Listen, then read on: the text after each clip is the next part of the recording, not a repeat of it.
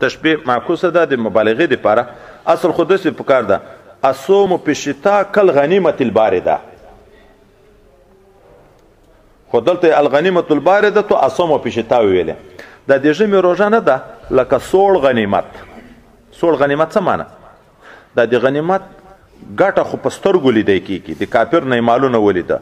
خو سوړ غنیمت دا ده چې جنګ نه وشي، ملګري ته تکلیف نه شي، پیښ زخمي و شهادت و دا شی نه شي پکې، په مازې لږ پښه درب دروب سره کفار لاندې کې. نو خلک یې غنیمت ته ډېر خوشحاله چې فتحه وشوه، دومره غنیمتونه ونیول شو، خو یو ملګري ته هم څه تکلیف ونه رسېده. نبي علیه السلام یې داسې سوړ غنیمت دا د روژې د ژمي دی. نه ګرمي هلته د تورې وه، د توپک وه، دلته نه ګرمي د تندې ده نه لوږه ده. ورځې لنډې او سړې او ثواب پوره.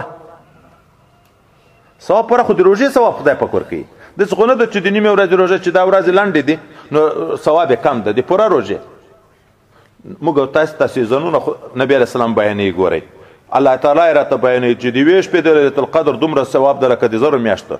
په دا ژمي کې تکلیف شته نه پکې، او د آخرت یو غټه سرمایه جوړېږي چې څوک روژې نیسي نو د آخرت غټه سرمایه پکې جوړېږي.